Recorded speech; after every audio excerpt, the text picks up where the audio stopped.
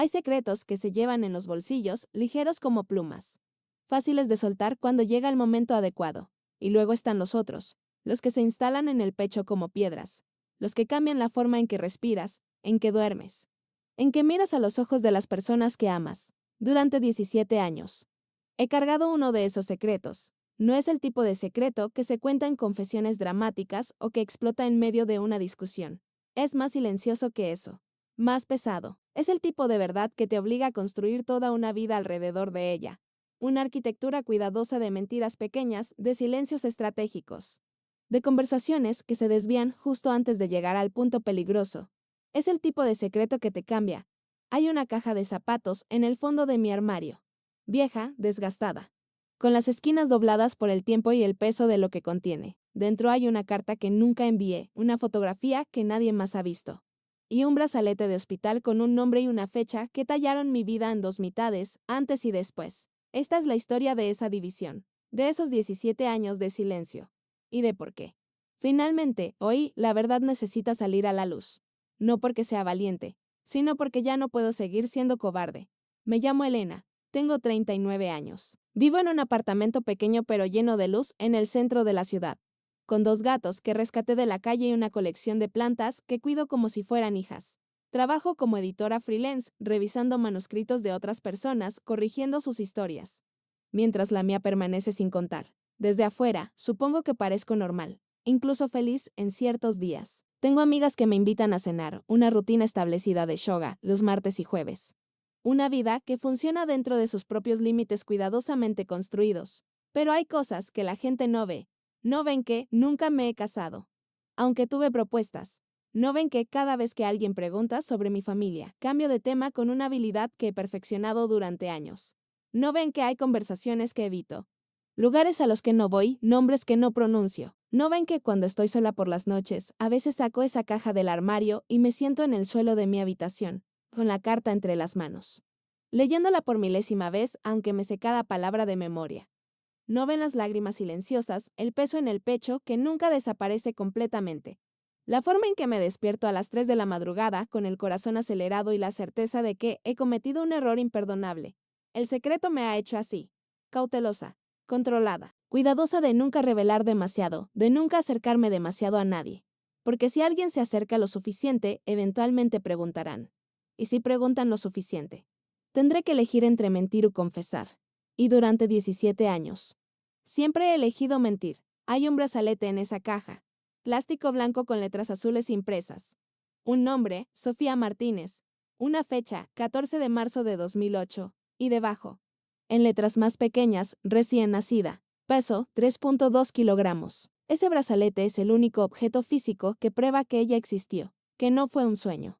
Que hubo un momento, breve como un suspiro, en que sostuve a una niña en mis brazos y sentí que mi corazón se partía y se expandía al mismo tiempo. Y luego la dejé ir. Ese es mi secreto. No el que tuve una hija, sino que la entregué. ¿Y qué? Nunca se lo dije a nadie, ni a mi familia, ni al padre, ni a las pocas amigas que tenía en aquel entonces. Me fui de la ciudad por 6 meses, usando como excusa un trabajo temporal en el extranjero. Di a luz sola en un hospital a 2 horas de casa. Firmé los papeles de adopción con manos que temblaban tanto que apenas pude sostener el bolígrafo. Volví a mi vida anterior como si nada hubiera pasado. Y durante 17 años fingí que así fue. Era marzo de 2008. Yo tenía 22 años, acababa de terminar la universidad.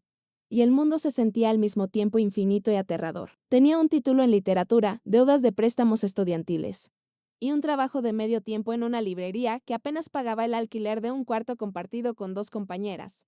Y estaba enamorada de un hombre que no me amaba de la misma forma. Se llamaba Daniel, era mayor que yo por 7 años, trabajaba como fotógrafo freelance, tenía esa clase de carisma despreocupado que hace que todo parezca fácil, posible, mágico.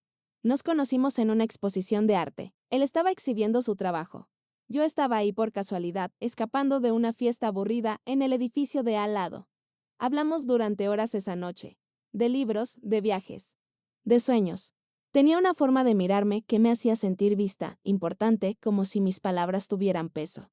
Como si yo importara. Empezamos a vernos. No era una relación formal. Él era claro al respecto desde el principio. No quería compromisos, no creía en el amor romántico tradicional, estaba enfocado en su carrera. Y yo, joven y idiota. Pensé que podía estar bien con eso. Pensé que podía amarlo sin necesitar que me amara de vuelta de la misma manera. Durante 6 meses. Fue intenso y hermoso y completamente insostenible. Nos veíamos cuando él quería, desaparecía por semanas sin explicaciones, reaparecía con historias de viajes y nuevas fotografías. Y yo siempre lo recibía de vuelta porque la alternativa era no tenerlo en absoluto.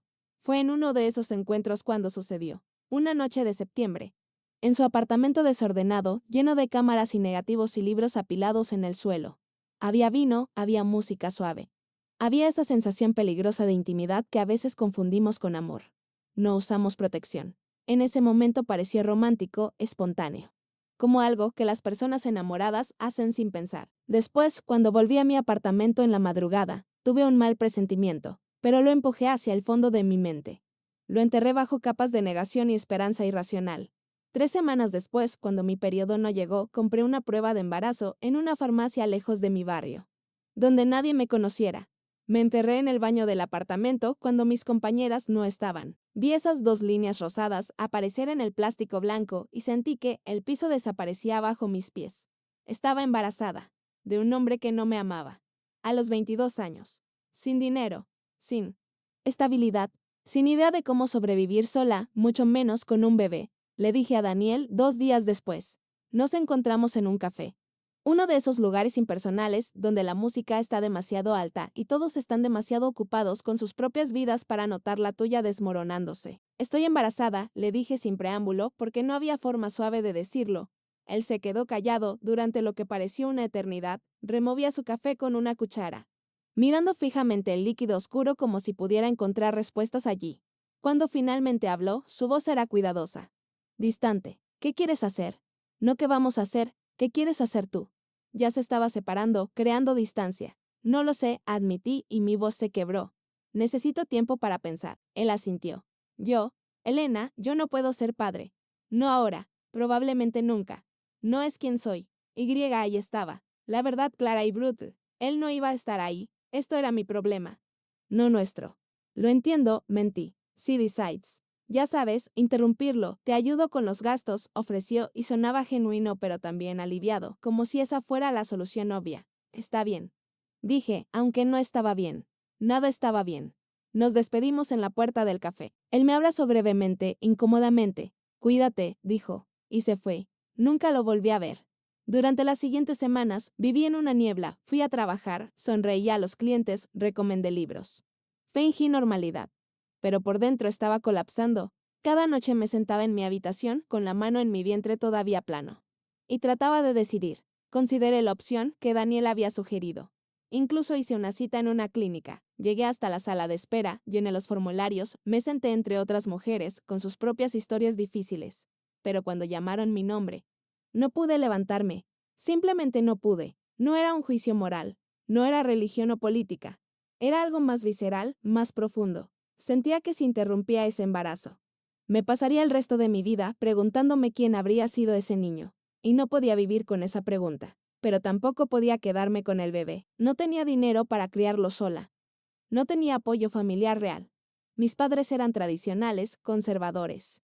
Y quedar embarazada sin estar casada sería un escándalo que no estaba lista para enfrentar. Y honestamente, en lo profundo de mi corazón, sabía que no estaba lista para ser madre. No de esa manera. No en esas circunstancias. Así que tomé la tercera opción. La que nadie habla. La que existe en un espacio gris entre el quedarse y el no quedarse. Decidí llevar el embarazo a término y dar al bebé en adopción. Y decidí hacerlo completamente sola, en secreto. Renuncié a mi trabajo en la librería. Inventé una historia sobre una oportunidad laboral temporal en el extranjero.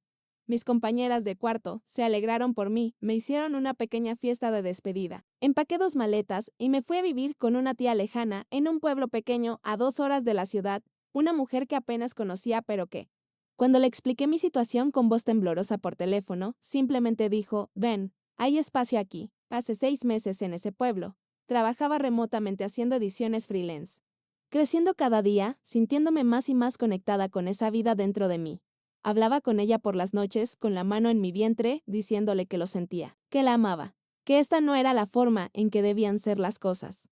Pero era la única forma que yo sabía darle una oportunidad. Le puse un nombre en secreto. Sofía significa sabiduría. Esperaba que su vida fuera más sabia que la mía. El 14 de marzo de 2008. A las 3 de la madrugada rompí fuente. Mi tía me llevó al hospital del pueblo vecino. El parto fue largo, difícil, doloroso de formas que van más allá del cuerpo. Y cuando finalmente escuché su primer llanto, cuando la pusieron sobre mi pecho por esos breves momentos antes de llevarla a cuidados, sentí que mi corazón se partía en pedazos. Era perfecta, pequeña, roja, llorando con toda la furia de alguien recién llegado al mundo. Tenía mechones oscuros de cabello, mis ojos, dedos diminutos que se enrollaron alrededor del mío cuando los acerqué. Hola.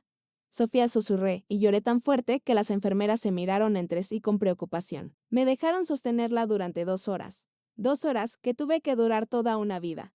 La memoricé, cada rasgo, cada suspiro, cada movimiento. Le canté una canción de cuna que mi abuela solía cantarme. Le dije que la amaba. Le dije que lo sentía. Le dije que merecía más de lo que yo podía darle. Y luego, la trabajadora social entró con los papeles.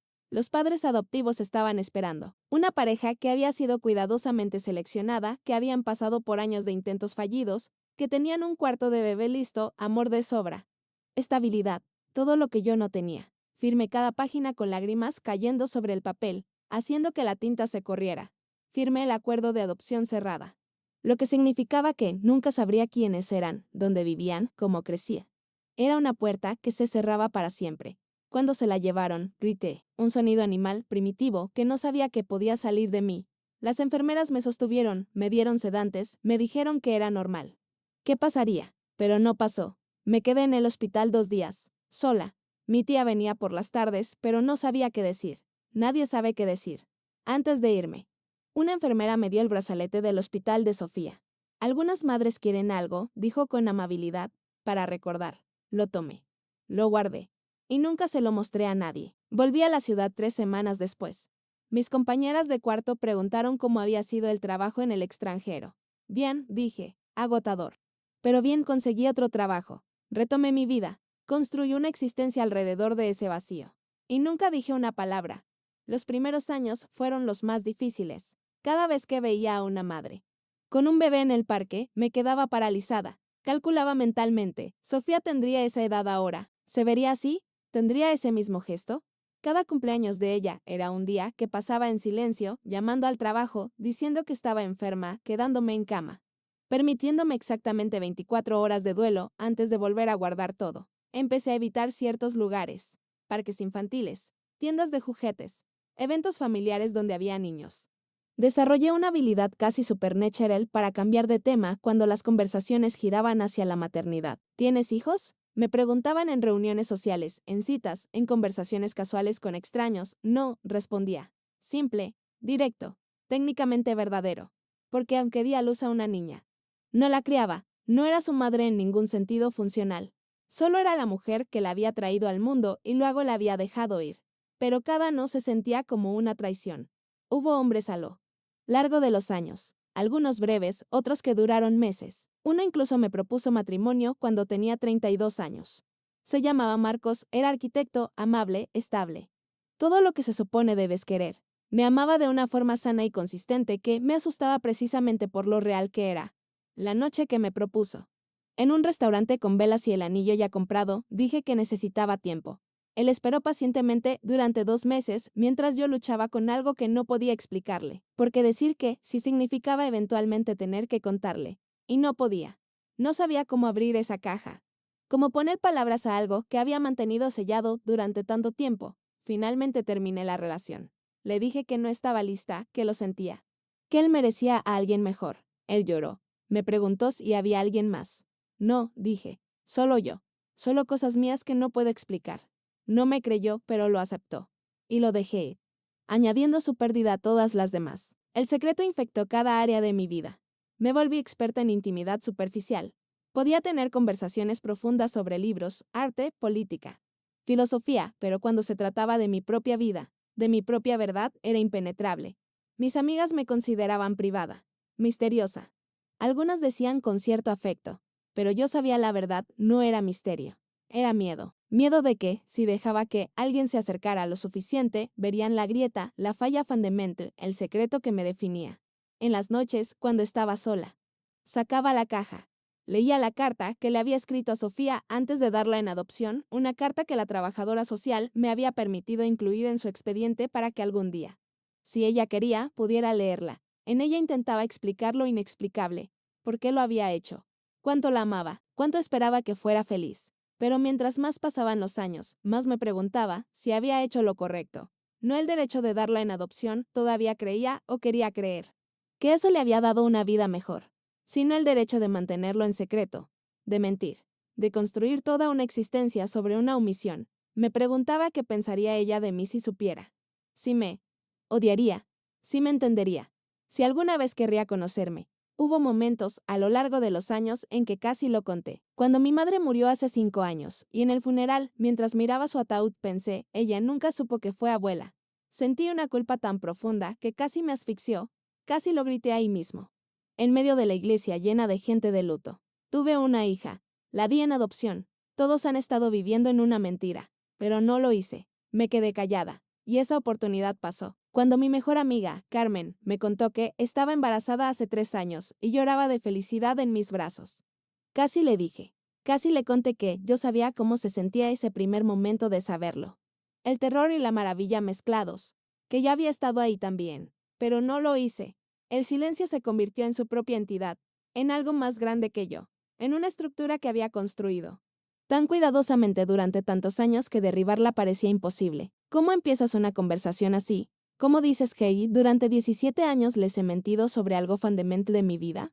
Así que seguí, año tras año, agregando capas a la mentira, convirtiéndome en alguien definida tanto por lo que decía como por lo que callaba. Pero los secretos tienen peso, y con el tiempo, ese peso te cambia, te dobla, te hace pequeña. Empecé a tener ataques de pánico hace 2 años. Me despertaba en medio de la noche, segura de que no podía respirar, de que las paredes se cerraban. Mi terapeuta, que tampoco había sobre Sofía, diagnosticó ansiedad generalizada. Me recetó medicamentos. Me enseñó técnicas de respiración. Pero yo sabía la verdad. No. Era ansiedad sin causa. Era el peso de 17 años de silencio presionando contra mi pecho, exigiendo salida. Era Sofía, ahora una joven de 17 años en algún lugar del mundo, existiendo sin que nadie en mi vida supiera que existía. Era la disonancia cognitiva de vivir 2 vidas. La exterior, donde era Elena la editora, la amiga confiable, la hija buena o lo que quedaba después de la muerte de mi madre. Y la interior, donde era Elena la que abandonó a su hija, la mentirosa, la cobarde. Y eventualmente, esa disonancia se vuelve insoportable. El catalizador llegó hace 3 meses. En la forma de un sobrecolor Manila. Llegó a mi buzón un martes por la tarde. El remitente era una agencia de adopción que no había contactado en 17 años. Mi corazón se detuvo cuando vi el logo, con manos temblorosas, lo abrí en medio del pasillo de mi edificio, incapaz de esperar hasta llegar a mi apartamento. Dentro había una carta de Sofía. Querida madre biológica. Empezaba, y esas 2 palabras me golpearon como un tren. Leí de pie en ese pasillo, con lágrimas cayendo sobre el papel, probablemente viéndome como una loca para cualquiera que pasara. Sofía había cumplido 17 años. La adopción había sido cerrada. Pero al acercarse a la mayoría de edad, había solicitado a la agencia información sobre sus orígenes. Quería saber si yo estaría dispuesta a un contacto. No inmediatamente. Aclaraba. Solo, eventualmente. Si yo quería. No espero nada de ti, escribía con una letra cuidadosa y clara. Si prefieres no responder, lo entenderé. Pero he pasado mi vida preguntándome quién eres. Porque tomaste la decisión que tomaste. Mis padres adoptivos son maravillosos. He tenido una buena vida. Pero hay una parte de mí que siempre ha sentido que falta algo. Una parte que necesita saber. ¿De dónde vengo? Continuaba describiendo brevemente su vida. Le gustaba la música, tocaba el piano. Quería estudiar psicología. Tenía 2 hermanos adoptivos más pequeños. Le encantaba leer, especialmente poesía. Tenía un gato llamado Luna. Terminaba con, si alguna vez quieres conocerme o simplemente hablar, estaré aquí, no te juzgo. Solo quiero entender. Y tal vez conocerte. Al final había una dirección de email temporal que la agencia había configurado para contacto. Me senté en el suelo del pasillo y lloré durante lo que debieron ser horas. Lloré por todo, por los 17 años perdidos, por la niña que se había convertido en joven sin mí. por el coraje que le tomó escribir esa carta, por mi propia cobardía que me había mantenido en silencio todo este tiempo, y supe, con una claridad absoluta, que había llegado el momento. No podía responderle sin primero contarles a todos los demás. No podía construir una relación con ella sobre los mismos cimientos de secreto y mentira. Si iba a conocer a Sofía ni Dios, cuanto lo quería, tenía que hacerlo desde un lugar de verdad. Tenía que limpiar el terreno. Tenía que confesar. Esa noche, después de tranquilizarme lo suficiente, llamé a mi hermano, Javier. Tenía que empezar en algún lugar, y él siempre había sido el más cercano a mí en la familia. Necesito hablar contigo. Le dije cuando contestó. Es importante. ¿Podemos vernos mañana? Por supuesto, dijo, y podía escuchar la preocupación en su voz. ¿Estás bien? Voy a estarlo, respondí. Pero primero necesito contarte algo que debí haber dicho hace mucho tiempo. Nos encontramos al día siguiente en un café tranquilo. Él llegó temprano. Ya estaba sentado cuando entré. Me vio la cara y supo inmediatamente que esto era serio. ¿Qué pasa? Elena preguntó cuando me senté. Había ensayado esto en mi mente 1000 veces. Había escrito y reescrito cómo empezar. Pero en el momento, todas esas palabras cuidadosamente preparadas desaparecieron. Hace 17 años tuve una hija. Dije simplemente, la di en adopción, nadie lo supo. Y acaba de contactarme, el silencio que siguió fue el más largo de mi vida. Javier me miraba como si fuera una extraña. Su boca se abría ligeramente, intentando formar palabras que no salían. Vi pasar por su rostro una sucesión de emociones, shock, confusión, algo que podría haber sido dolor. Finalmente logró decir. Y entonces, por primera vez en 17 años, lo conté todo. Daniel, el embarazo, la decisión, los 6 meses en el pueblo, el parto, la entrega, los años de silencio, la carta de Sofía. Todo salió como un torrente. Lloré mientras hablaba. Javier escuchó en silencio. Sus ojos cada vez más grandes, su expresión cada vez más compleja. Cuando terminé, me quedé allí, vacía, esperando su reacción. Elena, dijo finalmente. Y su voz estaba llena de algo que no podía identificar. ¿Por qué? ¿Por qué no nos dijiste? Habríamos. Te habríamos apoyado. Mamá y papá, sí, habrían estado molestos al principio, pero te habrían ayudado. Yo te habría ayudado. No tenías que pasar por eso sola, lo sé, susurré. O al menos. Ahora lo sé. Pero en ese momento tenía 22 años. Javier estaba aterrada y avergonzada, y convencida de que les decepcionaría a todos, así que simplemente me escondí. ¿Y todos estos años? Preguntó. ¿Has estado cargando esto sola durante 17 años? Asentí. Él se frotó la cara con las manos, procesando. Tengo una sobrina. Tengo una sobrina de 17 años que no conozco. Si ella quiere. Corregí. No sé si querrá conocer a la familia extendida. Apenas ha contactado conmigo, ¿vas a responderle? Quiero hacerlo. Admití, pero primero necesito arreglar esto. Necesito contarle a papá, a Carmen, a todos. No puedo seguir viviendo en esta mentira. Javier asintió lentamente. Luego, para mi sorpresa, extendió su mano a través de la mesa y tomó la mía. Esto es mucho, dijo. Probablemente me va a tomar tiempo procesarlo completamente. Pero Elena, eres mi hermana, y claramente has estado sufriendo con esto. Así que, sea lo que sea que necesites para seguir adelante. Cuenta conmigo. Lloré de nuevo, esta vez de alivio. Esa fue la primera confesión. La más difícil y la más fácil al mismo tiempo. Mi hermano, contra todas mis expectativas. No me juzgó, simplemente, estuvo ahí, pero todavía quedaban otros a quienes contarle. Y algunos serían mucho más difíciles. La siguiente fue Carmen, mi mejor amiga desde hace 15 años. La mujer que había estado a mi lado en cada crisis, cada celebración. Cada momento importante de mi vida adulta, excepto el más importante de todos. Le pedí que viniera a mi apartamento un sábado por la tarde. Cuando llegó, supo inmediatamente que algo estaba mal. Me conocía demasiado bien. Está bien, me estás asustando, dijo, dejando su bolso en el sofá. ¿Qué pasa? Le mostré la caja de zapatos. La abrí frente a ella, revelando el brazalete, la fotografía, la carta. Hace 17 años, di a luz a una niña, comencé. Vi su rostro cambiar. Pasar por las mismas emociones que había visto en Javier. Pero con Carmen había algo más, dolor. El dolor de alguien que pensaba que lo sabía todo sobre ti y descubre que había un secreto enorme. Todo este tiempo. ¿Cómo? Empezó, pero no podía terminar la pregunta. Se lo conté todo de nuevo. Con cada repetición se hacía ligeramente más fácil, las palabras fluyendo con más naturalidad. Pero el peso no disminuía. Cuando terminé, Carmen estaba llorando. ¿Por qué no me dijiste? Preguntó. Y había un toque de dolor en su voz. Somos mejores amigas, Elena. Se supone que las mejores amigas se dicen todo. Lo sé, dije miserablemente. Lo siento, Carmen. Lo siento tanto. No fue porque no confiara en ti, fue porque no podía ni siquiera hablar de ello conmigo misma. ¿Cómo iba a hablarlo con alguien más? Ella se quedó en silencio por un largo momento, procesando. Luego, lentamente, se acercó y me abrazó. Fue un abrazo largo, apretado. De esos que dicen más que las palabras. Debió ser tan difícil, susurró contra mi hombro. Pasar por eso sola. Dios, Elena, no puedo ni imaginar. No quiero tu lástima, dije. Aunque mi voz se quebraba. Solo necesito que entiendas, que no me odies por haberte mentido durante tanto tiempo. Ella se apartó para mirarme a los ojos. Los suyos estaban rojos, húmedos, pero había determinación en ellos. No te odio. Estoy dolida. Sí, confundida. Pero no te odio. Solo. Necesito tiempo para procesar todo esto. Asentí. Era justo. Era más de lo que merecía. ¿Vas a responderle?, preguntó, señalando la carta de Sofía que estaba sobre la mesa. Quiero hacerlo, admití. Pero primero tengo que hablar con mi padre. Él es el último, el más difícil. Carmen asintió comprensivamente. Mi padre era un hombre tradicional, conservador, con ideas muy claras sobre cómo debían ser las cosas. La idea de decirle que había estado embarazada fuera del matrimonio, que había dado a su nieta en adopción sin decirle, que había mentido durante casi 2 décadas, me aterrorizaba. ¿Quieres que esté ahí cuando le digas?, ofreció Carmen. Negué con la cabeza. Esto tengo que hacerlo sola. 3 días después, conduje hasta la casa de mi padre en las afueras de la ciudad. Era una casa grande, demasiado grande para un hombre solo, desde que murió mi madre. Llena de recuerdos. De fotografías de una familia que creía conocerse completamente.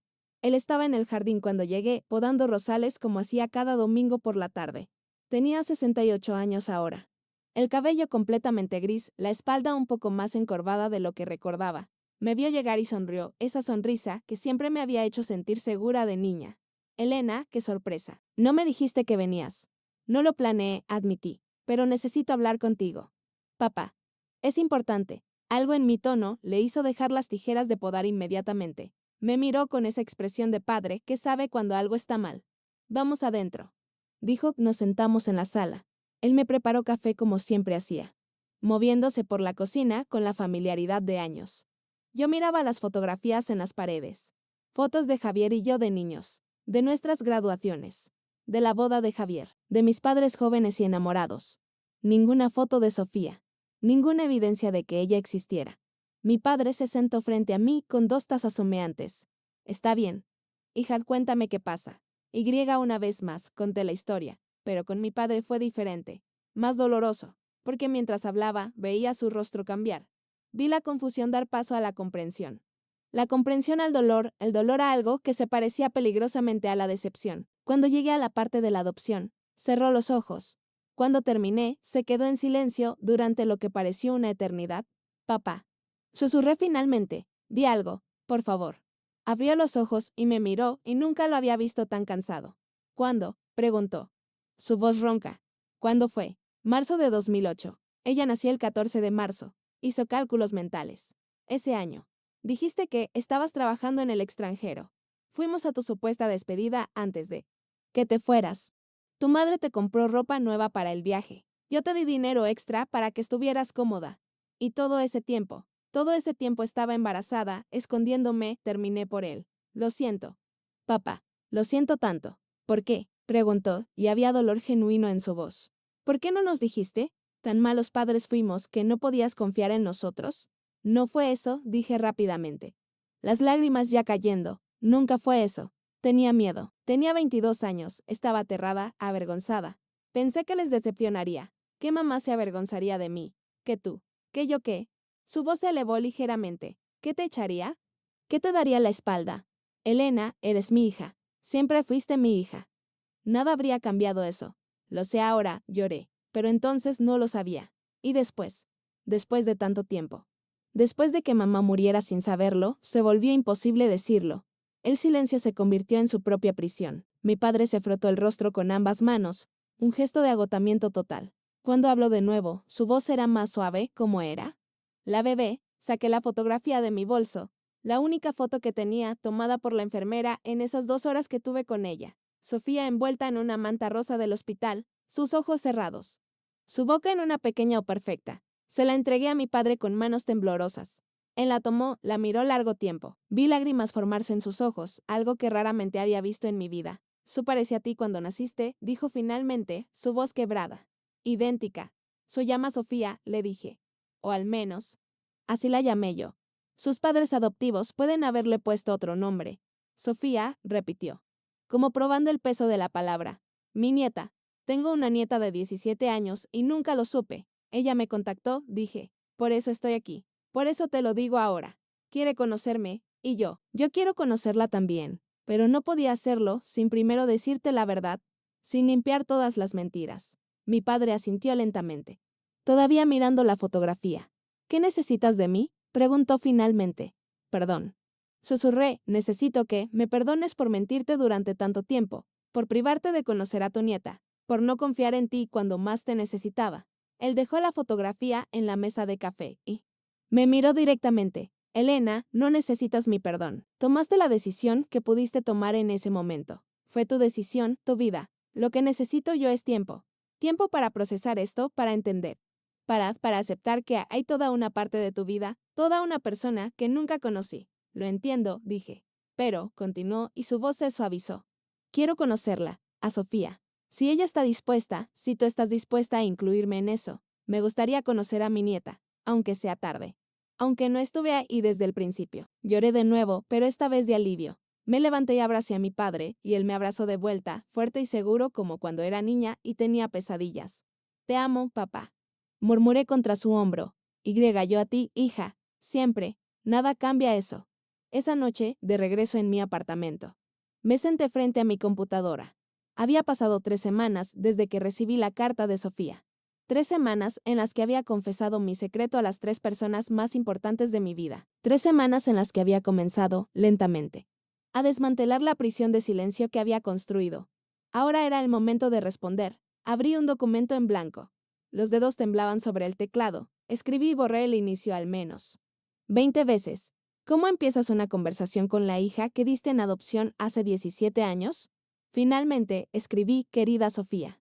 No hay palabras suficientes para expresar lo que sentí al leer tu carta. He pensado en ti cada día durante 17 años, cada cumpleaños tuyo, cada hito que imaginaba que alcanzabas, preguntándome quién eras, si eras feliz. Si algún día querrías saber de mí, no espero que me perdones por haberte dado en adopción. No espero que entiendas completamente por qué lo hice. Aunque intentaré explicártelo si me das la oportunidad.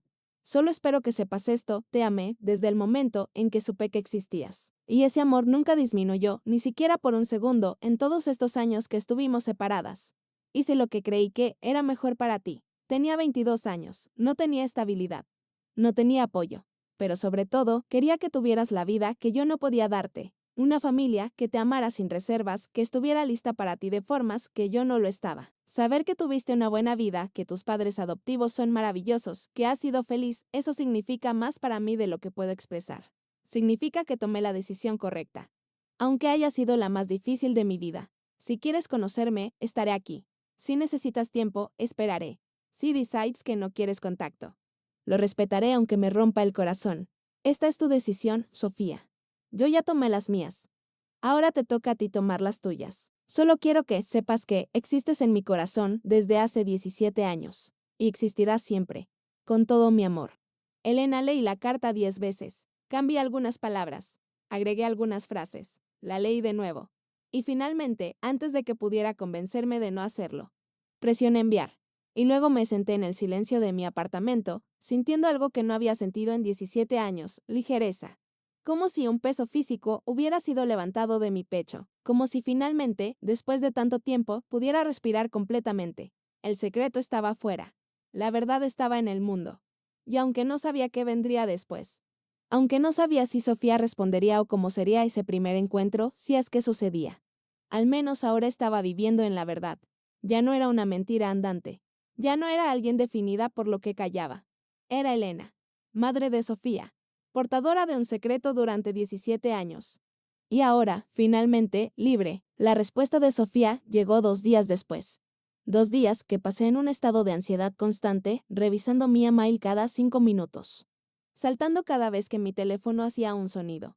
Cuando finalmente vi su nombre en mi bandeja de entrada, me quedé paralizada.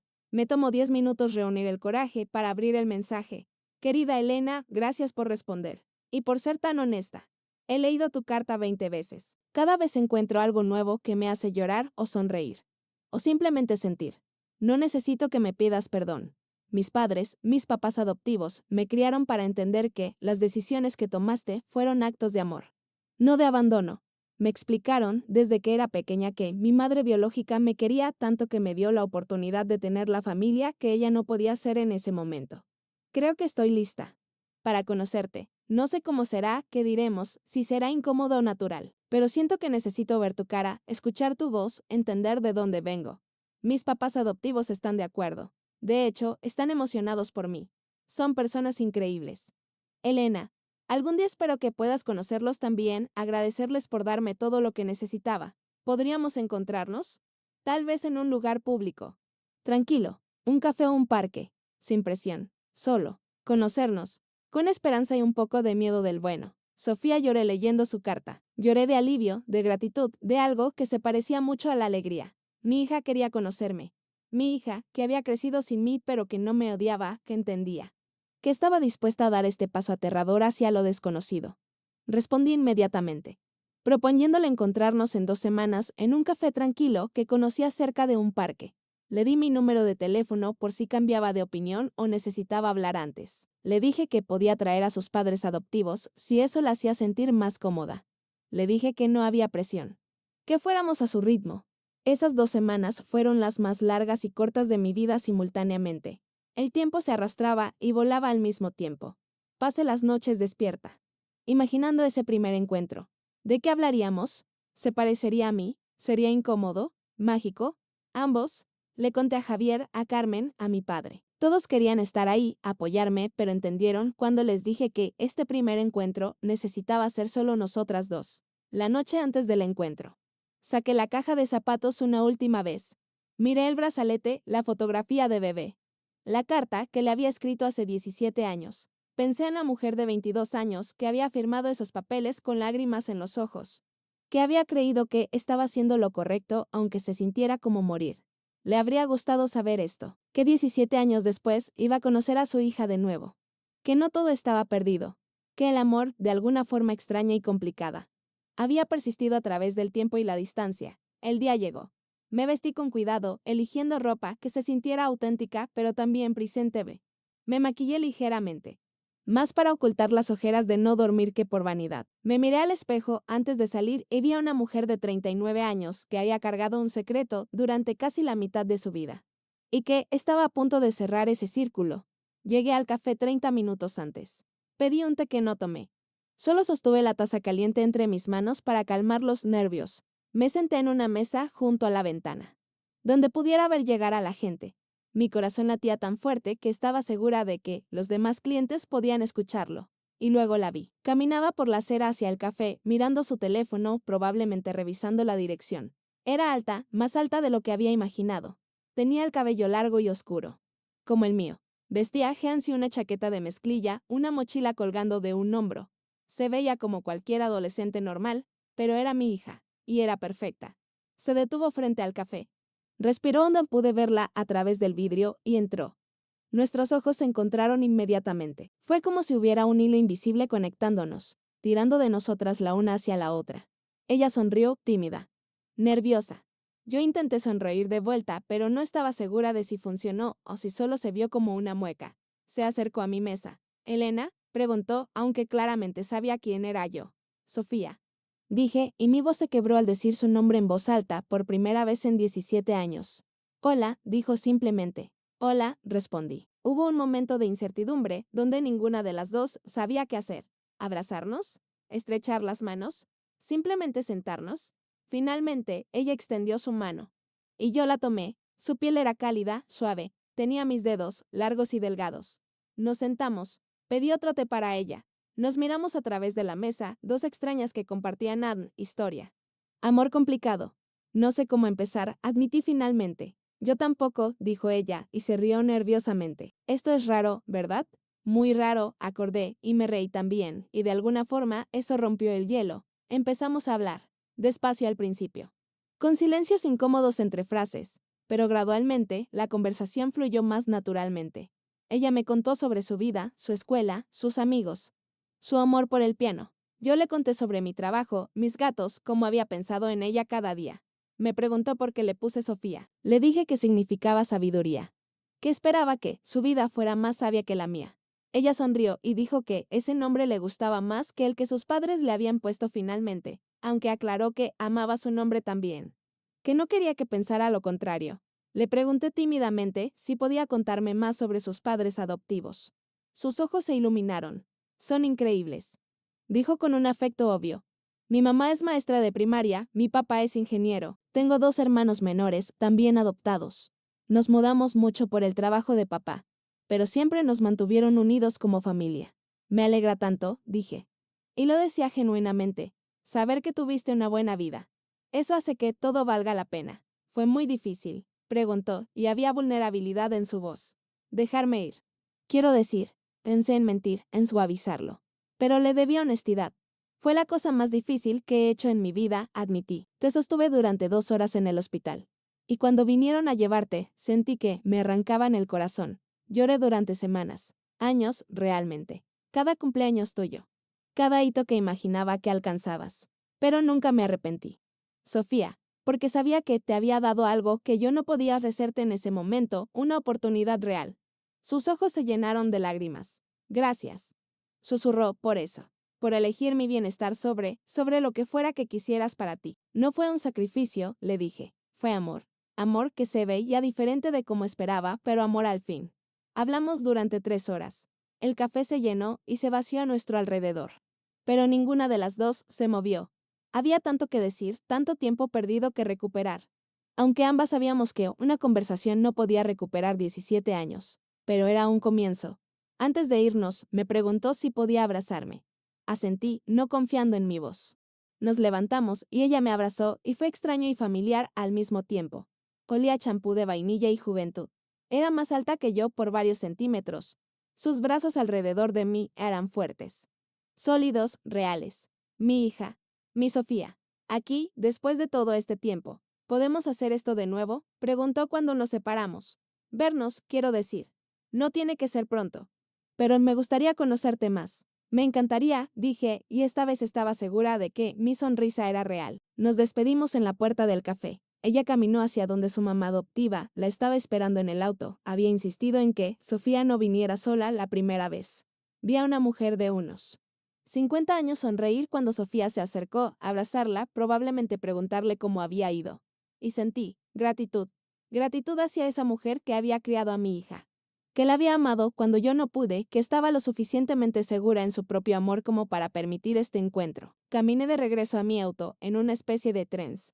Me senté en el asiento del conductor y simplemente me quedé ahí, procesando, sintiendo. Había conocido a mi hija, después de 17 años. La había visto, hablado con ella, abrazado, y no había sido perfecto o mágico de la forma que las películas te hacen esperar. Había sido incómodo y hermoso y complicado y real. Y más importante aún, había vivido en la verdad, no en secretos, no en mentiras, sino en honestidad real y cruda. Los meses que siguieron fueron de ajuste, de aprendizaje, de construcción lenta de algo que no tenía nombre claro. No éramos madre e hija en el sentido tradicional. Sofía ya tenía padres. Y eran maravillosos. Pero éramos algo, conectadas por biología, por historia. Por un amor complicado que estábamos aprendiendo a navegar juntas. Nos veíamos una vez al mes. A veces más. Siempre en lugares públicos al principio, seguros y neutrales. Gradualmente. Me invitó a su casa. Conocí a sus padres adoptivos, Pedro y Lucía, y les agradecí con lágrimas en los ojos por haber sido lo que yo no pude ser. Ellos fueron amables, comprensivos. Nunca me hicieron sentir como una amenaza. Mi padre conoció a Sofía en su tercer mes de comunicación. Él lloró cuando la vio, abrazándola como si fuera a recuperar 17 años perdidos en ese abrazo. Ella fue dulce con él, llamándole abuelo tímidamente, haciéndolo llorar aún más. Javier la adoró inmediatamente, presentándole a sus propios hijos, los primos que nunca supo que tenía. Carmen la invitó a tomar café, solo ellas dos, y después me dijo, es increíble. Elena, es como verte a ti pero más joven, más segura. Hiciste lo correcto. Y lentamente, dolorosamente, empecé a creerlo, que había hecho lo correcto. No de la forma perfecta.